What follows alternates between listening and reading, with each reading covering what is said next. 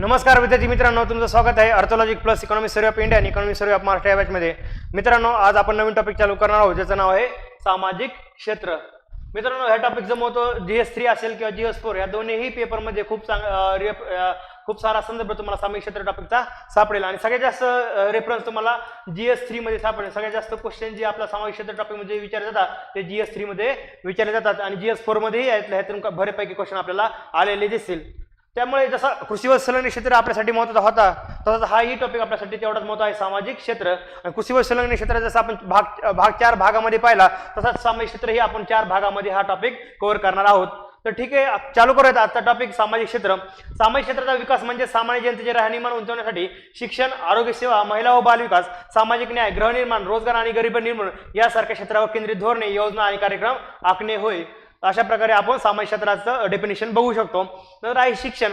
शिक्षणासाठी काय आहे लक्षात ठेवा, सर्वांसाठी सर्वसमावेशक व समन्यायी दर्जेदार शिक्षण सुनिश्चित आणि सर्वांना आजीवन शिक्षणाच्या संधीला चालना देणे हे शाश्वत विकास ध्येयापैकी एक आहे। काय लक्षात ठेवा मित्रांनो, सर्वांसाठी सर्वसमावेशक व काय समन्यायी, लक्षात ठेवा समन्यायी दर्जेदार शिक्षणाची सुनिश्चिती आणि सर्वांना आजीवन शिक्षण हे महत्त्वाचं आहे। आजीवन शिक्षणाच्या संधीला चालना देणे हे शाश्वत विकास ध्येयापैकी एक ध्येय आहे। आपल्याला देऊ शकता की शाश्वत विकास ध्येय शिक्षण आणि त्या खाली असे आपल्याला देऊ शकतो की सर्वसमावेशक, समन्यायी आणि आजीवन असे आपल्याला ऑप्शन मध्ये पर्याय दिसू शकतात आणि विचारलं जाऊ शकतं की हे बरोबर आहे की चूक आहे। त्यामुळे लक्षात ठेवा काय आहे, सर्वसमावेशक आहे, समन्यायी आहे आणि काय आहे आजीवन आहे। नंतर आहे राष्ट्रीय शैक्षणिक धोरण 2020 हे आपल्यासाठी खूप महत्त्वाचं आहे। देशातील शालेय आणि उच्च शिक्षण व्यवस्थेमध्ये परिवर्तनशील सुधारणा घडवून आणण्याचा मार्ग सुकर करणे हा राष्ट्रीय शैक्षणिक धोरण 2020 चा प्रमुख उद्देश आहे। कुठं शालेय शिक्षण आणि उच्च शिक्षण, लक्षात ठेवा कोण शालेय शिक्षण आणि उच्च शिक्षणाबद्दल आपल्याला नॅशनल एज्युकेशन पॉलिसी 2020 बोलताना दिसते आणि सगळ्यात महत्त्वाचं काय त्याचा उद्देश आपण आताच पाहिला आहे। नंतर शालेय शिक्षण काय लक्षात ठेवा, सन 2030 पर्यंत 100% पटसंख्येचे प्रमाण साध्य करण्याकरता पूर्व प्राथमिक ते माध्यमिक स्तरापर्यंत शिक्षणाचे सार्वत्रिकरण करे। शिक्षण सार्वत्रिकरण कुठपर्यंत करायचे लक्षात ठेवा, पूर्व प्राथमिक ते माध्यमिक स्तरापर्यंत, काय पूर्व प्राथमिक ते माध्यमिक स्तरापर्यंत लक्षात ठेवा। आणि 2030 पर्यंत किती 100% लक्षात ठेवा, 2030 पर्यंत 100%। बऱ्याच गोष्टी जे आहेत आपल्या टार्गेट जे आहे 2030 दिसेल बऱ्याच योजनांचं देतं, त्यामुळे काय लक्षात ठेवा 2030 100% लक्षात ठेवा। प्रचलित 10+2 रचना बदलून 3 ते 8 वर्षे, पायाभूत टप्पा 3 वर्षे अंगणवाडी किंवा पूर्वशाळा, 2 वर्षे इयत्ता 1 ते 2, 8 ते 11 वर्षे प्रारंभिक इयत्ता 3 ते 5, 11 ते 14 वर्षे मध्यम मग इयत्ता 6 ते 8 आणि 14 ते 18 वर्षे, माध्यमिक इयत्ता 9 ते 12 यात पहिला टप्पा 9 ते 10 व दुसरा टप्पा 11 ते 12 वयोगटात अनुक्रमे 5, 3, 3, 4 अशी रचना करणे। जर हे वाचलं तर खूप कन्फ्युज वाटतं की नेमकं काय चालू काहीच कळत नाही वाचत असताना। ठीक आहे, टेन्शन घेऊ नका, आपण याला सुटसुटीत करूयात। तर त्यांनी काय सांगितलं की प्रचलित 10+ रचना 2 रचना बदलून काय केली 5, 3, 3, 4। सगळ्यात महत्त्वाचं काय पहिलं लक्षात ठेवा, 10+2 बदलून काय केली 5, 3, 3, 4, 5, 3, 3, 4 एकूण किती 15 वर्षाचा हा प्लॅन आहे लक्षात ठेवा। 5, 3, 3, 4 असं लक्षात ठेवा। तर ते कसं आहे ते लक्षात ठेवा। आपण हे बघा इकडे बघा की पहिला जो टप्पा आहे की 3 ते 8 वर्षाचा आहे, बरोबर 3 ते 8 वर्षाचा आहे। दुसरा जो टप्पा आहे ते लक्षात ठेवा 8 ते 11 वर्षाचा आहे, 8 ते 11 आलं का इथे। तिसरा जो टप्पा आहे 11 ते 14 वर्षाचा आहे आणि चौथा जो टप्पा आहे ते लक्षात ठेवा किती 14 ते 18 वर्षाचा आहे। पहिला टप्पा 3 ते 8 वर्ष, दुसरा 8 ते 11 वर्ष, तिसरा आहे 11 ते 14 आणि नंतर 14 ते 18 आहे। तर लक्षात ठेवा आलं गे 3 ते 8 मध्ये 5 वर्ष, 8 ते 11 मध्ये 3 वर्ष, 11 ते 14 मध्ये 3 वर्ष आणि 14 ते 18 मध्ये 4 वर्ष। 3, 8, 8, 11, 11, 14, 14, 18 असं लक्षात ठेवा। 3, 8, 8, 11, 11, 14 आणि 14 ते 18 असं 3 ते 18 वर्ष पर्यंत लक्षात ठेवा। 3 ते 18 वर्ष पर्यंत लक्षात ठेवा। 3 ते 18 स्टार्ट 3 एंड 18 आहे। 3 ते 8, 8 ते 11, 11 ते 14 आणि 14 ते किती 14 ते 18 असं लक्षात ठेवा। 5, 3, 3, 4 असं लक्षात ठेवा। आता पहिला टप्पा जो आहे 3 ते 8 वर्षाचा 5 वर्षाचा, तर अंगणवाडी किती 3 वर्षापर्यंत चालणार आहे। अंगणवाडी बघा 3 वर्ष पायाभूत टप्पा 3 वर्ष अंगणवाडी, त्याच काय म्हणतात पायाभूत टप्पा 3 वर्षात चालणार आहे। आणि दुसरं जे आहे तर 2 वर्ष इयत्ता 1 ते 2 आलंय, 1 ते 2 आलं इथे। आणि नंतर आहे दुसरा टप्पा जो आहे 8 ते 11 वर्ष, त्याला काय म्हणतात प्रारंभिक इयत्ता 3 ते 5 आलं। 3 ते 5 म्हणजे 3, 4, 5 आले, 3 वर्ष आले। नंतर आहे 11 ते 14 वर्षाचा तिसरा टप्पा आहे मध्यम इयत्ता 6वी ते 8वी पर्यंत, बरोबर आहे 6वी, 7वी, 8वी आले 3 वर्ष। 11 ते 14 6, 7, 8 3 वर्ष असे आले। आणि नंतर जो शेवटचा चौथा टप्पा आहे त्याला ठेवा काय आपला जो पाहिजे 14 ते 18 वर्षाचा, 14 ते 18 वर्ष आणि तो किती 4 वर्षासाठी आहे।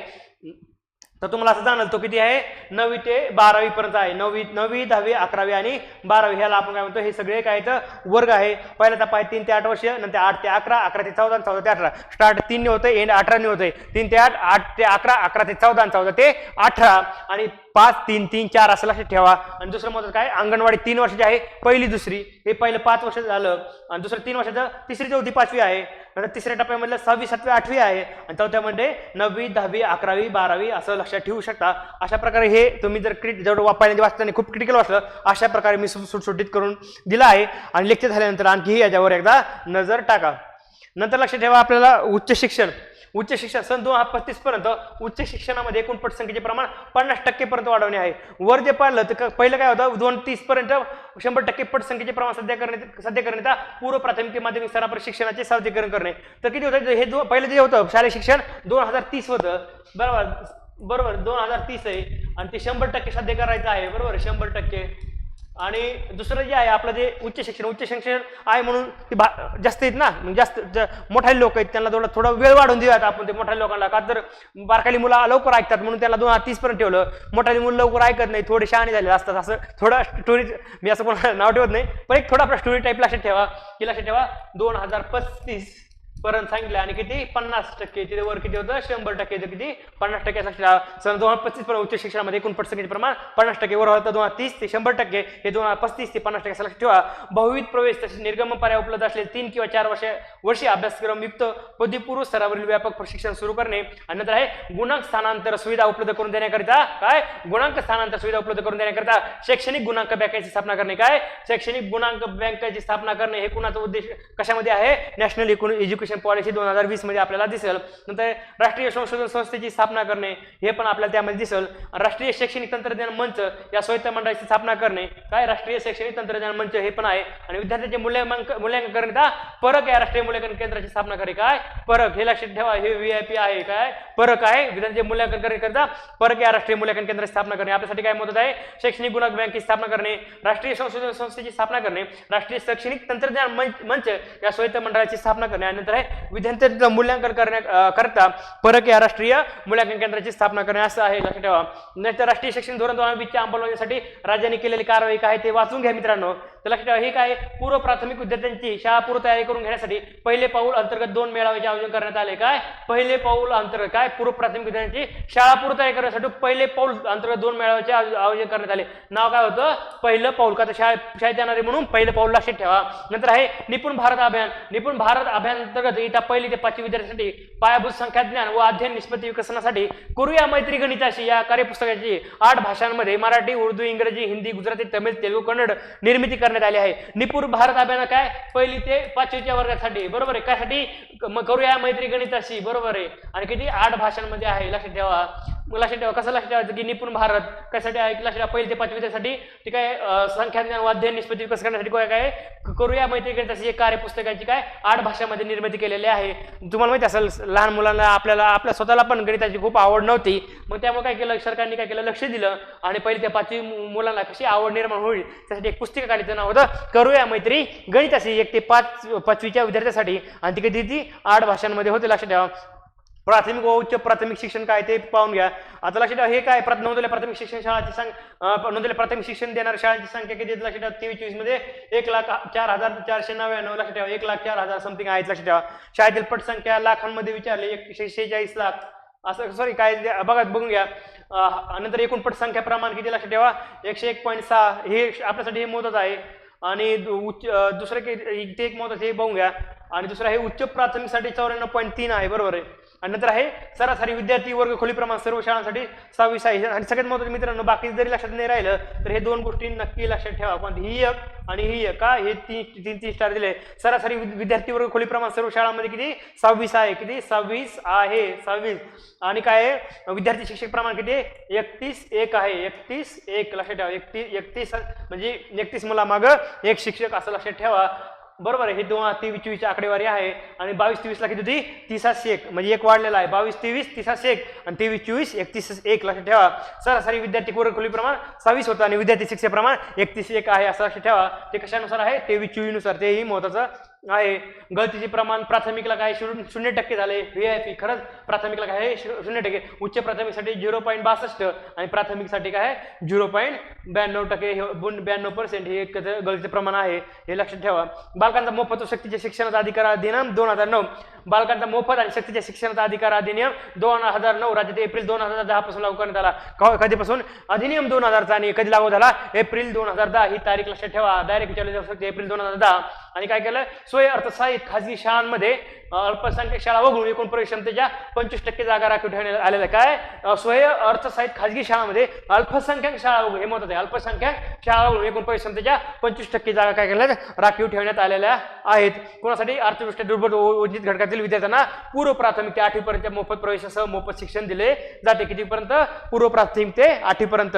आणि या नियमांतर्गत 6 ते 14 वयोगटातील प्रत्येक शाळा बाह्य बालकाला शैक्षणिक प्रदान करण्यासाठी प्रयत्न केले आहेत, लक्षात ठेवा. नंतर आहे माध्यमिक उच्च माध्यमिक शिक्षण. जे आता पाहिलं की काय कसं आहे ते तुम्ही पाहून घ्या, मी जास्त डिस्प्लेन करणार नाही, फक्त हे लक्षात ठेवा. उच्च माध्यमिक शिक्षणासाठी काय?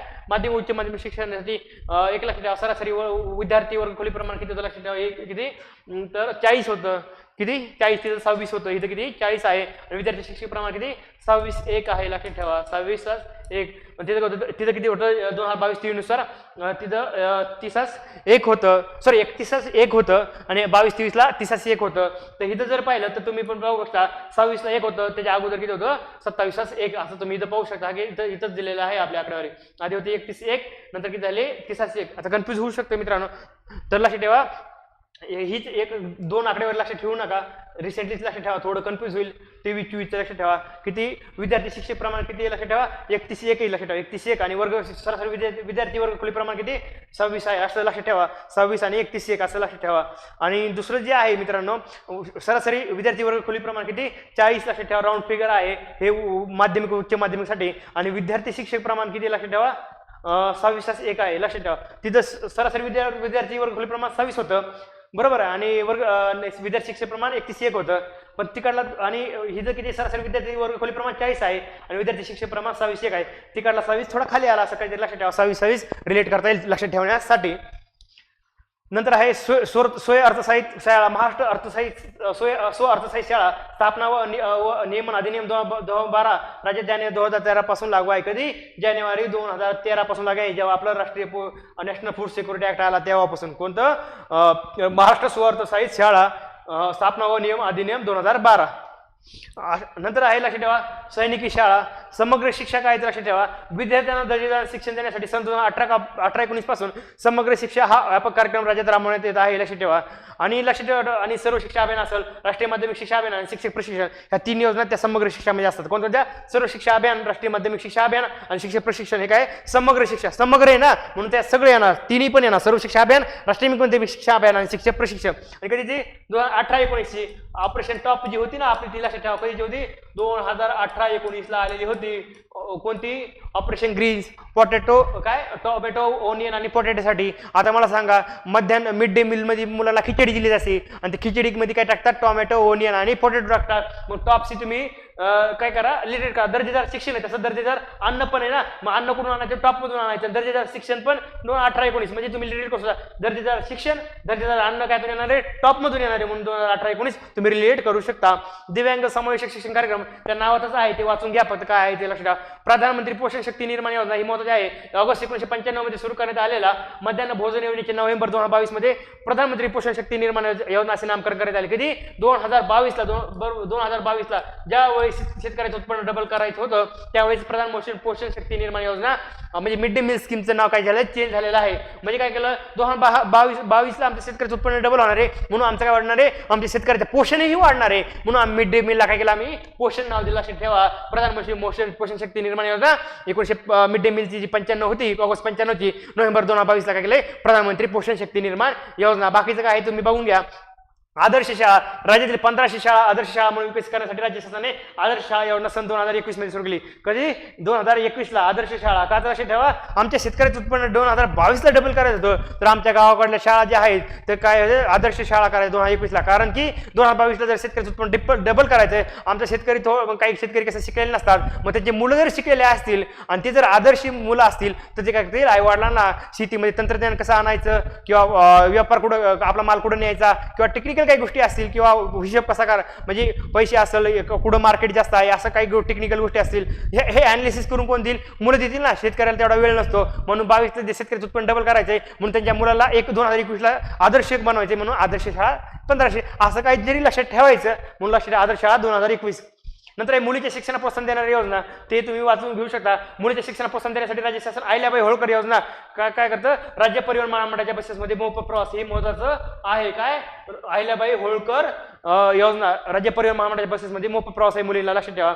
नंतर आहे पीएम श्री शाळा ही महत्वाची आहे. पीएम श्री शाळा ही केंद्र पुरस्कृत योजना सन 2022 पासून पुढील 5 वर्षाच्या कालावधीसाठी राबवण्यात येत आहे लक्षात ठेवा. मित्रांनो हे सगळे जे आहे ते बाकीचे डाटा तुम्ही वाचून घ्या फक्त मी लक्षात ठेवा मी फॅक्च्युअल इन्फॉर्मेशन सांगतो. पीएम श्री शाळा जी होते त्याला लक्षात ठेवायची आली 2022 ला आणि आमच्या शेतकऱ्याचं उत्पन्न डबल करायचं 2022 ला आणि आमचं शेत आणि श्री अन्न एक कन्सेप्ट आहे ना ही आहे पीएम श्री शाळा श्री अन्न श्री शाळा. आणि मला सांगा आपण शेतकऱ्याचे उत्पन्न डबल करायचे 2022 पर्यंत मग ते काय शेतकऱ्या कोण येणार आहे ज्वारी बाजरी त्याला आपण काय म्हणलं श्री अन्न मग त्या रिलेटेड तुम्ही काय करू शकता श्री शाळा श्री अन्न 2022 श्री शाळा 2022 असं लक्षात ठेवा. पीएम श्री शाळा 2022 लक्षात ठेवा. बाकीचे काय पैलू आहेत तुम्ही वाचून घ्या ते वाचून लक्षात राहतील. फक्त एवढं सांगतो 10,077 पीएम श्री शाळा असून त्या राज्यात 827 आहे. इंडियामध्ये किती 10,000 आहेत राऊंड फिगर लक्षात ठेवा. महाराष्ट्रामध्ये 8,800 प्लस आहेत लक्षात ठेवा. असं राऊंड फिगर लक्षात ठेवा 10,000 प्लस आणि 8,000 प्लस असला. राष्ट्रीय अध्ययन फल निष्पत्ती पाहणी आहे. नंतर लक्षात क्रीडा शिक्षण खेळाडूंना प्रोत्साहन देण्यासाठी आणि क्रीडापटूंचे नैपुण्य विकसित करण्यासाठी राज्य शासनाने पुणे येथे शिवछत्रपती क्रीडापीठ स्थापन केलं आहे. कुठं लक्षात ठेवा पुणे येथे केलेलं लक्षात ठेवा. आपल्याला एक जाणवलं की ज्या क्रिकेट सोडलं तर बाकीच्या स्पर्धा पुण्यामध्ये आयोजन केलं जातं. मग लक्षात ठेवा की मग काय तर खेळांना प्रोत्साहन देण्यासाठी आणि क्रीडापटूंचे नैपुण्य विकसित करण्यासाठी राज्य शासनाने पुणे येथे शिवछत्रपती क्रीडापीठ स्थापन केलं आहे लक्षात ठेवा. नंतर जे आहे तर लक्षात ठेवा मित्रांनो उच्च व तंत्र शिक्षण तर लक्षात ठेवा मित्रांनो अखिल भारतीय उच्च शिक्षण 2023-24 नुसार राज्यात 57 राज्य विद्यापीठ 23 सार्वजनिक 21 खाजगी व 1 मुक्त 21 अभिमत विद्यापीठ 11 खाजगी व 7 शासकीय व 3 अनुदानित 7 राष्ट्रीय महत्त्वाची संस्था एक केंद्रीय विद्यापीठ आहे. तर हे डाटा खूप महत्त्वाचा आहे तर त्याला आपण थोडं अनालिटिकल घेऊयात. किती 57 राज्य विद्यापीठ किती 57 राज्य विद्यापीठ आणि अभिमत किती मित्रांनो 21 आहेत. किती 21 57 21 किती होतात मित्रांनो तर टोटल किती होतात 78 बरोबर आहे 57 21 टोटल 78. मग विद्यापीठ संख्या जर पाहिली तर किती येईल 78 आपल्याला येईल. तर 57 मध्ये काय लक्षात ठेवा 23 सार्वजनिक आहेत आणि 21 काय आहे ते लक्षात ठेवा 23 सार्वजनिक आहेत 21 खाजगी आहेत 1 मुक्त आहे आणि 21 अभिमत विद्यापीठ ते तुम्ही बघू शकता. सॉरी तर कन्फ्युज झालं. 23 सार्वजनिक त्या 57 मधले 23 काय सार्वजनिक 21 खाजगी आणि 1 मुक्त आहे असं लक्षात ठेवा. आणि 21 अभिमत विद्यापीठ म्हणजे 11 खाजगी व 7 शासकीय व 3 अनुदानित असे लक्षात ठेवू शकता. आणि 7 राष्ट्रीय महत्त्वाच्या संस्था आणि 1 केंद्रीय विद्यापीठ आहे. एक सगळ्यात महत्त्वाचं एक कन्फ्युज होण्यापेक्षा थोडं कन्फ्युज होऊन आकडे आहेत तर आपल्या सगळ्यात लक्षात ठेवा 57 प्लस 21 लक्षात ठेवा टोटल किती 78 हे एवढं एक गणित लक्षात ठेवा. 57 काय तर लक्षात ठेवा राज्य विद्यापीठ काय राज्य अभिमत 21 आहेत 57 21 78 एवढं लक्षात ठेवा. आणि दुसरं महत्व काय 7 राष्ट्रीय महत्त्वाच्या संस्था महाराष्ट्रातील 7 नेहमी देशाला असते म्हणून 7 महत्त्वाच्या संस्था ही राष्ट्रीय महाराष्ट्राला दिल्या असं लक्षात ठेवा. काय महाराष्ट्राची 7 नेहमी देशाला असते म्हणून 7 महत्त्वाच्या संस्था महाराष्ट्राला दिल्यात आणि 1 केंद्रीय विद्यापीठ आपल्याकडे आहे. किती 1 केंद्रीय विद्यापीठ आपल्याला ठेवा. नंतर आहे स्व अर्थसहाय्यित विद्यापीठ आहे तर लक्षात ठेवा मित्रांनो स्व अर्थसहाय्यित विद्यापीठ म्हणजे काय लक्षात केंद्र शासनाकडून करण्यात येत असलेल्या आर्थिक सुधारणामुळे उच्च शिक्षणाशी संबंधित धोरणात बदल करण्यात आले आणि पायाभूत सुविधांचा विकास करता खाजगी क्षेत्राच्या सहभागास चालना देण्यात आली आहे. तर लक्षात ठेवा ते पुढचं काय ते वाचून घ्या. हे महत्त्वाचं आहे प्रधानमंत्री उच्चतर शिक्षण अभियान प्रधानमंत्री उच्चतर शिक्षण अभियान PM उषा राज्यात सन 2013 पासून राबवण्यात येत आहे. अधिक कार्यक्षमता पारदर्शकता उत्तरदायित्व प्रतिसादात्मक महत्त्व यासह उच्च शिक्षणात उपलब्धता समानता आणि गुणवत्ता याची उच्चतर पातळी गाठणे हा अभियानाचा उद्देश आहे. तर लक्षात ठेवा गुणवत्ता व उत्कृष्टता वाढवणे PM तर म्हणजे आधी काय होतं राष्ट्रीय उच्चतर शिक्षा अभियान होतं बरोबर आहे. रुसा होतं त्याचं काय आलंय, PM उषा झालेलं आहे. राष्ट्रीय उच्चतर शिक्षा अभियानाचं काय आलंय, प्रधानमंत्री उच्चतर शिक्षा अभियान हे महत्वाचं आहे. आणि ते कधीचं होतं लक्षात ठेवा मित्रांनो, 2013चं होतं. नॅशनल फूड सिक्युरिटी ऍक्ट आला 2013ला आणि त्या रिलेटेड तुम्हाला राष्ट्रीय उच्च PM उषा पण दिसेल. बरोबर आहे. मला असं करायचं की उषा नावाच्या आपल्या ताई आहेत त्या खिचडी बनवायला शाळेमध्ये येतात. नॅशनल फूड सिक्युरिटी ऍक्ट आहे 2013चा आणि उषा ताई मग लक्षात ठेवा 13ला 13 म्हणजे अन्नला बनवले येणार आहे. मग नॅशनल फूड सिक्युरिटी ऍक्ट 2013 आणि PM उषा पण काही 2013 म्हणजे फूड म्हणजे अन्न बनवले येणार आहे. उषा ताई नावाची एक आपल्या तर ताई की जे आपल्याला मिड डे मीलचे खिचडी बनवायला येतात असं काहीतरी लक्षात ठेवा 2013.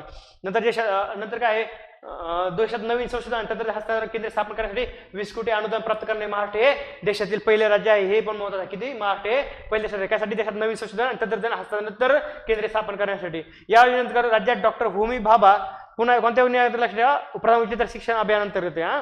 या योजनेत डॉक्टर होमी भाभा राज्य विद्यापीठ मुंबई, हैदराबाद सिंध राष्ट्रीय महाविद्यालय विद्यापीठ मुंबई आणि डॉक्टर कर्मवीर भाऊराव पाटील विद्यापीठ या 3 समूह विद्यापीठाची स्थापना करण्यात आली. मला असं वाटतं की हा क्वेश्चन आपल्याला नेहमी, मला असं वाटतं की 2023च्या मुख्य परीक्षेला कन्फर्म क्वेश्चन विचारला जाईल की क्लस्टर विद्यापीठ का कोणकोणते आहेत महाराष्ट्रामध्ये. 3 समूह विद्यापीठ कोणते लक्षात, डॉक्टर होमी भाभा राज्य विद्यापीठ मुंबई, डॉक्टर होमी भाभा राज्यपीठ मुंबई. नंतर आहे हैदराबाद सिंध राष्ट्रीय महाविद्यालय विद्यापीठ मुंबई आणि काय आहे, डॉक्टर कर्मवीर भाऊराव पाटील मध्ये विद्यापीठ सातारा. हे असे 3 लक्षात ठेवा. एक कोणाच्या नावाने आहे, एक होमी बाबा हैदराबाद लक्षात ठेवा, होमी बाबा हैदराबाद लक्षात ठेवा, होमी बाबा हैदराबाद आणि भाऊराव पाटील. बरोबर आहे.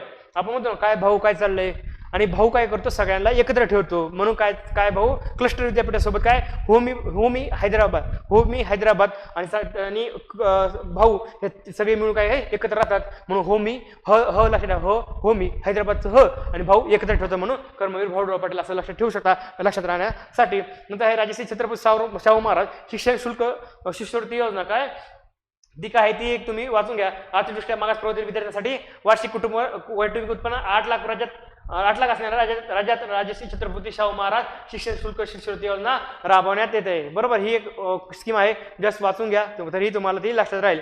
नंतर आहे मित्रांनो सार्वजनिक आरोग्य. तर लक्षात ठेवा सार्वजनिक आरोग्य शाश्वत विकास ध्येय 3 सर्व वयोगट लोकांसाठी उत्तम आरोग्याची सुनिश्चित करणे आणि चांगल्या जीवनमानात त्यानंतर ह्या अध्यायांतर्गत उल्लेख केला आहे. SDGचं किती लक्षात ठेवा मित्रांनो 3 आहे. SDG सगळे 17 पाठ करा. त्याचा रेफरन्स GS 1, 2, 3, 4 मध्ये कुठेही लागतो, त्यामुळं तोंडच पाठ पाहिजे. नाही सार्वजनिक आरोग्य पायाभूत सुविधा मित्रांनो हे काय आहे, तसं प्राथमिक 3 सर्वसामायिक आरोग्य सेवा पुरवण्यासाठी राज्यात त्रिस्तरीय पायाभूत सुविधा आरोग्य सुविधा आहेत. तर मित्रांनो ही त्रिस्तरीय काय, प्राथमिक काय, द्वितीय स्तर काय, तृतीय स्तर काय तुम्ही वाचून घ्या. मी सांगणार नाही कारण ते एकदा जरी वाचलं तरी तुमच्या लक्षात येईल. आणि दुसरं जे आहे सगळ्यात महत्त्वाचं हे जे आहे 80,000 ते 1,20 लाख लोकसंख्येच्या समावेश असलेल्या 4 ते 5 प्राथमिक आरोग्य केंद्रासाठी संदर्भ सेवा केंद्र म्हणून एक सामूहिक आरोग्य केंद्र स्थापित केले जाते. काय 80,000 ते 1 हे लक्षात 80,000 ते 1,20 लाख हे म्हणजे 80,000 ते 1,20,000 लोकसंख्येचा समावेश असलेल्या 4 ते 5 प्राथमिक आरोग्य केंद्रासाठी संदर्भ सेवा केंद्र म्हणून एक सामूहिक आरोग्य केंद्र स्थापित केले जाऊ शकते. म्हणजे काय 4 ते 5 प्राथमिक आरोग्य एकत्र करणे कायसाठी संदर्भ सेवेसाठी आणि सामूहिक आरोग्य केंद्र स्थापन केलं. ते आकडा काय 80,000 ते लक्षात ठेवा 1,20,000. 80 मध्ये 40,000 ऍड करा पुढं 80 + 40 म्हणजे 1,20,000 असं लक्षात ठेवा. राज्यातील डॉक्टर लोकसंख्या प्रमाण किती 1 ते 343. आता लक्षात ठेवा तुम्ही मॅच्युअर तुम्हाला सांगतो जास्त असं सिरियसली घेऊ नका. 143ला मुलं जर तुम्ही जर पाहिलं असेल की 143ला एक ॲक्रोनिम बनवला आहे, एक म्हणजे नंबर बनला आहे 143 म्हणजे आय लव्ह यू. बरोबर, आय लव्ह यू बरोबर आहे आकडा, पण आपला आय लव्ह यू वेगळा आहे मित्रांनो. आय लव्ह यू हे 3 आहे ना, इथं 143 आहे, इथं 343 आहे, इथं 1 म्हणजे काय आपण 1 to 1 प्रेम करतो फक्त एका कोणावर, पण मी सांगत नाही कोणावर करायला पाहिजे. ठीक आहे, तर 343 लक्षात मी माझे वडील माझी आई. काय मी माझी आई माझे वडील आले 3 जण ते एकमेकावर प्रेम करतात. आपला 143 नाही तर आपला 343 आहे आपल्या आई वडिलाचा ना, आपला 1,343 आणि सगळं काय आपला आजारी पडला काय झालं आपला काय लागणार डॉक्टर लागणार 1,343 असं लक्षात ठेवा. प्रधानमंत्री आयुष्यमान भारत आरोग्य पायाभूत सुविधा अभियान लक्षात ठेवा. ती काय आहे ते तुम्ही लक्षात ठेवा. ती कधीपासून लक्षात ठेवा प्राथमिक द्वितीय तिसरा सुसज्ज सार्वजनिक आरोग्य सेवा उपलब्ध होण्यासाठी राज्यात ऑक्टोबर 2021 पासून प्रधानमंत्री आयुष्यमान भारत आरोग्य पायाभूत सुविधा अभियान राबवण्यात आले. कधी 2021 पासून राबवण्यात आले ना, तर 2022ला आमचं शेतकऱ्याचं उत्पन्न डबल करायचं होतं, तर त्याच्या अगोदर आणलंय प्रधानमंत्री आयुष्यमान भारत आरोग्य पायाभूत सुविधा अभियान. का तर अगोदर काय आणलं तर आमचे शेतकरी आजारी पडू नयेत आणि त्याला कुठेही त्यांचं उत्पन्न डबल करताना अडथळा येऊ नये म्हणजे 1 वर्ष अगोदर काय केलंय, प्रधानमंत्री आयुष्यमान भारत आरोग्य पायाभूत सुविधा अभियान 21ला हिंदू हृदय बाळासाहेब ठाकरे आपला दवाखाना, तर ती 1 लक्षात ठेवा. ती काय आहे ते आहे 2023ला आणि लक्षात ठेवा ते आहे 2021ला आलतं. ते आता जे पाहिले आपण ते हे झालं समजा, असं समजा हे ग्रामीण भागातील लोकांसाठी होतं, असं नाही तिथं तसं काही. म्हणजे मी फक्त एक स्टोरी टाईप सांगतो. हे ग्रामीण भागासाठी होतं ते 2021ला. मग शहरातले लोक म्हणले मग आम्ही काय केलंय, ते म्हणले ठीक आहे त्यांचं उत्पन्न 22ला डबल झालं की तुम्हाला 2023ला तुमचं पण चालू करतो. मग काय केलंय, हिंदू हृदय सम्राट बाळासाहेब ठाकरे आपला दवाखाना इकडे अर्बन एरियामध्ये आपल्याला पाहता येईल की कुठे लक्ष ठेवा, म्हणजे नागरी क्षेत्रातील गरीब आणि झोपडपट्टीतील लोकांसाठी आहे लक्ष ठेवा. राष्ट्रीय आरोग्य अभियान लक्ष द्या 2013चा आहे. कधी एवढंच लक्ष द्या, बाकी तुम्ही वाचून घ्या. राष्ट्रीय आरोग्य अभियान कधी ते 2013चा. National food security act Usha आणि हे राष्ट्रीय आरोग्य अभियान 2013. का तर नॅशनल फूड सिक्युरिटी ऍक्ट उषाताई आल्या, त्यांनी खिचडी बनवली आणि काय झालं की खिचडी काय आहे तर कधी कधी काय होतं की मुलांना असं झालं की एखाद्या दिवशी खिचडीमधून काय पोट दुखायला लागलं तर मग काय हेल्थ सुविधा पण दिली पाहिजे ना. मला राष्ट्रीय आरोग्य अभियान काय मुलांना एकदम काही त्रास झाला काही तर 2013ला लगेच बाजूला शाळेच्या बाजूला दवाखाना आहे असं लक्षात ठेवा आणि तो राष्ट्रीय आरोग्य अभियानांतर्गत कार्य करतो. पीएम उषा असेल, नॅशनल फूड सिक्युरिटी ऍक्ट असेल, राष्ट्रीय आरोग्य अभियान सोबत लक्षात ठेवा 2013. आयुष्यमान आरोग्य मंदिर कार्यक्रम काय लक्षात ठेवा. सध्या अतिशय असलेल्या उपकेंद्रीय व प्राथमिक आरोग्य केंद्र यांचे आरोग्यवर्धिनी केंद्रामध्ये रूपांतर करून सर्वसामायिक पायाभूत आरोग्य सेवा पुरवणे हे या कार्यक्रमाचे उद्दिष्ट आहे. सध्याच्या आरोग्यवर्धिनी केंद्राचे नामकरण काय केले, आयुष्यमान आरोग्य मंदिर. काय लक्षात ठेवा, आयुष्यमान आरोग्य मंदिर. लक्षात ठेवा उपकेंद्रीय व प्राथमिक आरोग्य केंद्र यांचे आरोग्यवर्धिनी केंद्रामध्ये रूपांतर करून सर्वसामायिक पायाभूत सुविधा आपण पुरवल्या आहेत. नंतर आरोग्यवर्धिनी केंद्राचे नाव नंतर काय केले, आयुष्यमान आरोग्य मंदिर. आयुर्वर्धिनी केंद्राचं नाव आयुष्यमान आरोग्य मंदिर. लक्षात ठेवा. राष्ट्रीय ग्रामीण आरोग्य अभियान काय आहे ते तुम्ही वाचून घ्या लक्षात ठेवा मित्रांनो. नंतर राष्ट्रीय नागरी आरोग्य अभियान लक्षात ठेवा. नागरी भागाच्या जनतेच्या प्रामुख्याने 50,000 पेक्षा जास्त लोकसंख्या असणारी शहरी नागरी यातील झोपडपट्टी तर सीमांतिक घटनांच्या आरोग्यविषयक गरजा भागवण्यासाठी लक्षात ठेवा 50,000 पेक्षा जास्त असले पाहिजे लक्षात ठेवा. आणि लक्षात ठेवा प्रजनन, माता, नवजात शिशु, बालके आणि किशोरी मुलींचे आरोग्य कार्यक्रम काय तोही जस्ट वाचून घ्या. वाचून घेतला तरी तुमच्या लक्षात राहील. ते लक्षात ठेवा. जननी किती लक्षात ठेवा हे जननी सुरक्षा अभियान काय ते संस्थात्मक प्रसूती चालना देण्यासाठी ही होती जन सुरक्षा योजना. आणि कोणासाठी ती दारिद्र्य रेषेखालील SC ST साठी होती आणि बालमृत्यू आणि मातृमृत्यू कमी करण्यासाठी. प्रधानमंत्री सुरक्षित मातृत्व अभियानासाठी तर गर्भवती महिलांना प्रत्येक महिन्याच्या ठराविक दिवशी खात्रीशीर आणि गुणवत्तापूर्ण प्रसूतीपूर्व सेवा पुरवण्यासाठी होते. आणि प्रधानमंत्री मातृवंदना होती लक्षात ठेवा माता व बालकांचे आरोग्य व पोषण सुधारणे तसेच बुडीत मजुरीपुढे नुकसान भरपाई देण्यासाठी होती. गर्भवती व महिला व स्तनदा काय गर्भवती महिला व स्तनदा माताने यांना 5,000 2 हप्त्यामध्ये, तसेच दुसरी अपत्य मुलगी असेल तर 6,000 रुपये थेट लाभ असतात. कधी पहिले किती 5,000 2 हप्त्यामध्ये येणार आणि दुसरी अपत्य मुलगी असेल तर 6,000 लक्षात ठेवा. नवसंजीवनी योजना मात्रता अनुदान हे आदिवासी समाजाशी रिलेटेड तुम्हाला पाहता येतील. तर ते वाचून घ्या नेमकं काय आहे ते. मी ते जास्त एक्सप्लेन करत नाही पण वाचा नक्की कंपल्सरी काय आहे. आपल्याकडे जास्त वेळ नाही. सार्वत्रिक लसीकरण कार्यक्रम काय आहे ते तुम्ही वाचून घ्या. तो 1978ला विस्तारित लसीकरण काय होता. 1985ला सार्वत्रिक लसीकरण. म्हणजे लक्षात 1977ला आणीबाणी आली. सध्या आणीबाणी संपल्यानंतर काय केलं, विस्तारित लसीकरण कार्यक्रम लागू झाला होता. 1978ला आणीबाणीनंतर लसीकरण कार्यक्रम झाला होता. आणि 1985ला म्हणजे 7 वर्षांनी काय केलं, 1985ला सार्वत्रिक लसीकरण कार्यक्रम केला. 1977ला आणीबाणी होती मित्रांनो म्हणून नंतर लगेच 1978ला काय केलं लक्षात ठेवा आपल्याला हे विस्तारित लसीकरण कार्यक्रम होता. आणि 77 मध्ये जर 7 केले तर लक्षात ठेवा की त्याचा 1985 होतात. मग हे इकडले 7 आम्ही प्लस केले असं काहीतरी लक्षात ठेवा. तिकडला 7चा आकडा असं 1978 1985 लक्षात तुमच्या राहू शकतं. नंतर पल्स पोलिओ कार्यक्रम बघू शकता तुम्ही. 5 वर्ष काय ते तुम्ही वाचून घ्या. एवढं काही विशेष नाही ते दिलेलं. राष्ट्रीय बाल स्वास्थ्य कार्यक्रम काय तेही तुम्ही जास्त वाचून घ्या नेमकं काय तो. म्हणजे जास्त वाचून घेतला तरी तुमच्या हा लक्षात राहील. मी जास्त वाचणार नाही ते गोष्टही. नंतर कुटुंब कल्याण कार्यक्रम काय आहे ते आपल्या सगळ्याच माहिती, फक्त वाचून घ्या ते पण. किशोरवयीन मुलामुलांसाठी आरोग्य कार्यक्रम काय आहे. राज्याच्या एकूण लोकसंख्येत किशोरवयीन मुलांचे काय किशोरवयीन मुलांचं वय किती ते विचारलं जाऊ शकतं. 10 ते 19 किती 10 ते 19 आणि प्रमाण किती 23% पेक्षा जास्त आहे. किती 23% पेक्षा जास्त हिस्सा आहे. लक्षात ठेवा. 18 वयोगट 10 ते 19 किशोरवयीन आणि 23% पेक्षा जास्त बघू शकता. राष्ट्रीय कीटकजन्य रोग नियंत्रण कार्यक्रम काय वाचून घ्या फक्त. राष्ट्रीय कार्यक्रम असंसर्गजन्य रोग राष्ट्रीय कार्यक्रम असं रोग हा सन 2010 पासून राबवण्यात आहे. लक्षात ठेवा 2010 पासून लक्षात ठेवा. 2010 लक्षात ठेवा असं लक्षात 2000 किती 10 लक्षात ठेवा. 2009ला बरोबर आहे आणि 9 नंतर 10 लक्षात ठेवा असं बरोबर आहे. 2004ला इलेक्शन झालं त्या परत 5 वर्षांनी किती झालं 4 आणि 5 9 9ला इलेक्शन झाल्यानंतर 10ला राष्ट्रीय असंसर्गजन्य रोग कार्यक्रम लागू झाला असं लक्षात ठेवा त्या इलेक्शन पिरियडच्या अनुषंगाने.